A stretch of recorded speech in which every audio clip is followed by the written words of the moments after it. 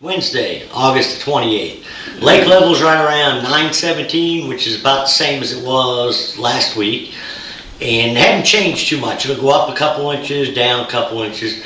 They're doing very little generation, so it seems to be, real consistent right in there. And the water temperature's actually coming up quite a bit. Like this morning is about 82 and a half, 83 degrees first thing in the morning.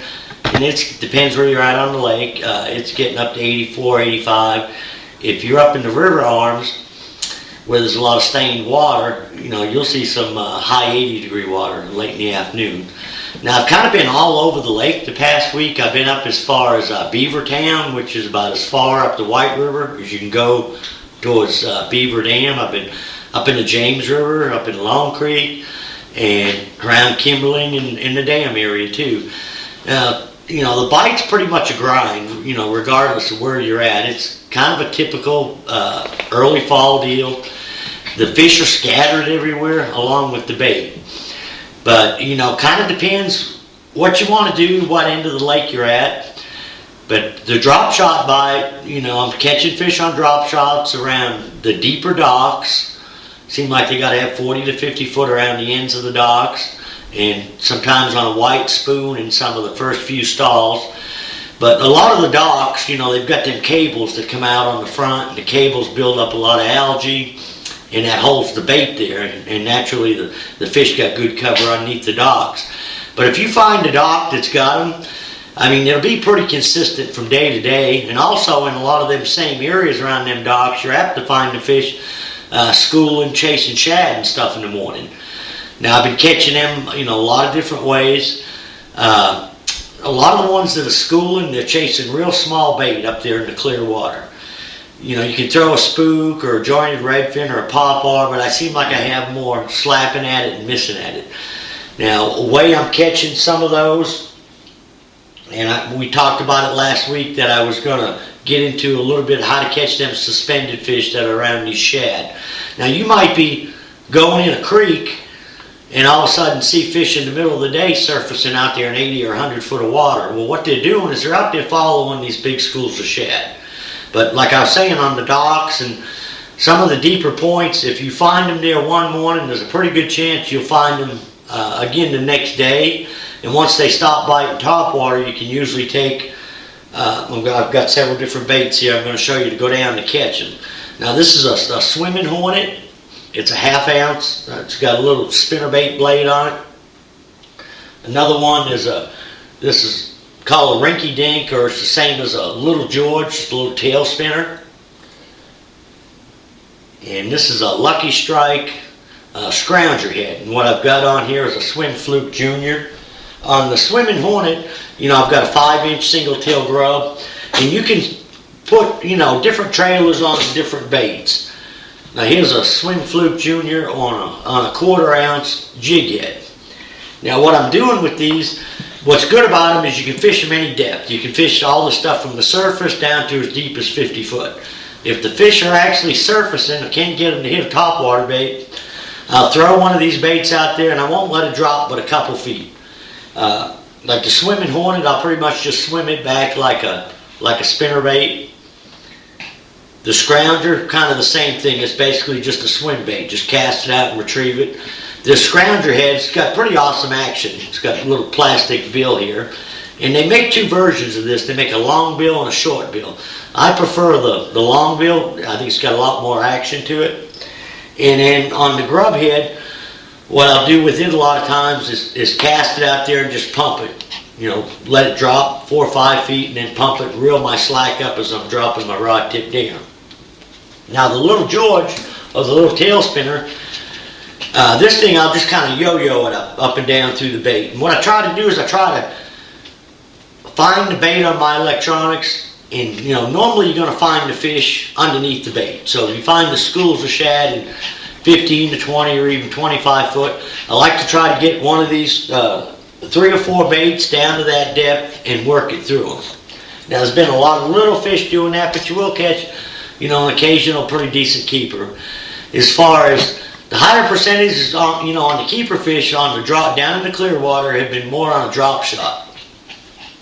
I've been throwing several different worms, a little Chomper's plum, or a brown-purple laminated, a Konami worm. The brown-purple work real well. This is one that a buddy hand pours for me. It's a lot like a robo worm. This is a Zoom Finesse worm, smoke purple. But it seems like the purples and the reds have been working a little bit better for me instead of the green pumpkin. Now the fish I'm catching on the drop shots that have been a little bit better size have been all around deep timber. And some of it's on main lake point, some of it's in the center of the creeks. And you know, the best way to find this stuff is just take an idle around, and if you've got a down scan, like I've got my Lowrance side scan and down scan, what I'll do is I'll use the down scan and the sonar, and I'll idle around some of these points till I find the trees. And on the down scan you can actually see the little white dots, which represents fish that are in the tree. And there's no certain bottom depth that I'm looking for. I'm more looking for trees that are topping out in that, say 20 to 40 foot of water. And like I say, some will be on main lake points, secondary points, and back into creeks. Now if you go up into the river arms, all the rivers have got awesome color. You know, they've got anywhere from 2 to as far as 4 foot of visibility, nice green color. And most of the stuff I've been fishing up there is the brush piles that the state has set, the conservation. They've set like 1,500 brush piles, so they're all around from one end of the lake to the next. And what's been working the best up there for me is a big worm, a 5/8 or 3/4 ounce football jig. What I'm trying to do is find brush piles that are anywhere from 15 to 25 foot deep. Now this one I've got a Texas rig with a 1/2 ounce tungsten weight. I find the Texas rig worm comes through a lot of the gnarly brush piles a little bit better than like what the football jig does. Football jig tends to get hung up a little bit more in that brush. Now along with the football jig, I've been throwing a pig rig, which is the same thing as like a Jean LaRue biffle hardhead with a 5-inch Cinco, watermelon candy, or green pumpkin with some red flake. And like I say, the bite is by no means fast and furious on that. But the thing I have found is when I catch a 2.5, 3 pound fish out of one of these brush piles, I'll have 2 or 3 others that'll swim up with that fish. So I know there's several in there.